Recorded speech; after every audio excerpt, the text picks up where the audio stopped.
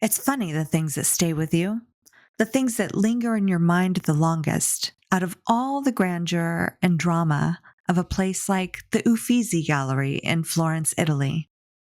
Of course, I remember Medusa, Caravaggio's electrifying painting, or the fierce, unflinching power of Gentileschi's Judith beheading Holofernes. Those demand your attention, but this sculpture caught me in a different way. This is Boy with Thorn, or Spinario, a Roman sculpture from the 1st century BC. It's actually a copy of an earlier Greek work from the 3rd century BC, a reminder that even the ancients loved a good reproduction. What's happening here is so ordinary, so human. A young boy seated on a rock, removing a thorn from his foot. Some believe he stepped on it while working in a vineyard, maybe while treading grapes during the harvest.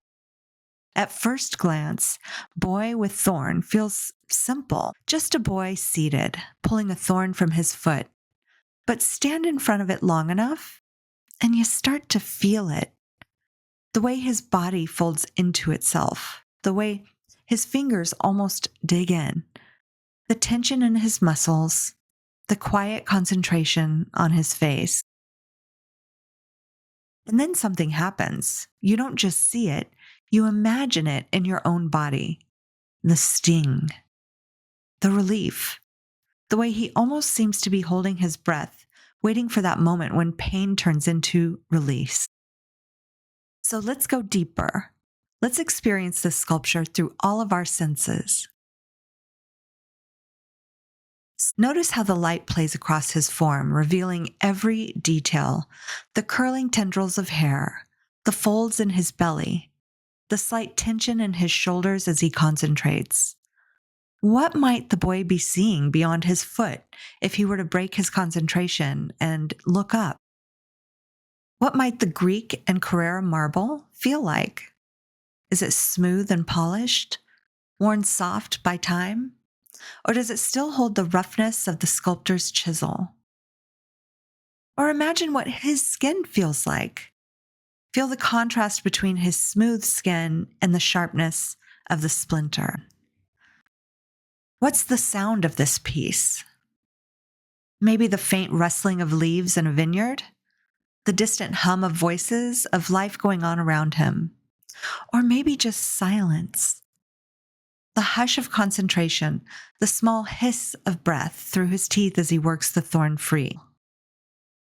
If he was in a vineyard, maybe the air is thick with the scent of crushed grapes, sweet and fermenting, or the earthiness of the soil warmed by the sun, or perhaps just the clean, cool scent of ancient stone, untouched by time.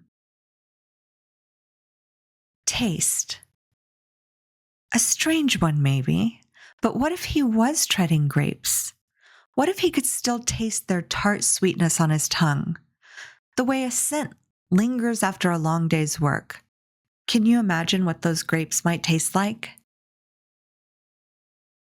This is just a fragment of the full sculpture. It's my own photo with my own framing and my own focus, but I hope it makes you curious enough to seek out the whole, to see how he sits, his other foot dangling, nearly touching the ground, completely absorbed in this small, universal moment.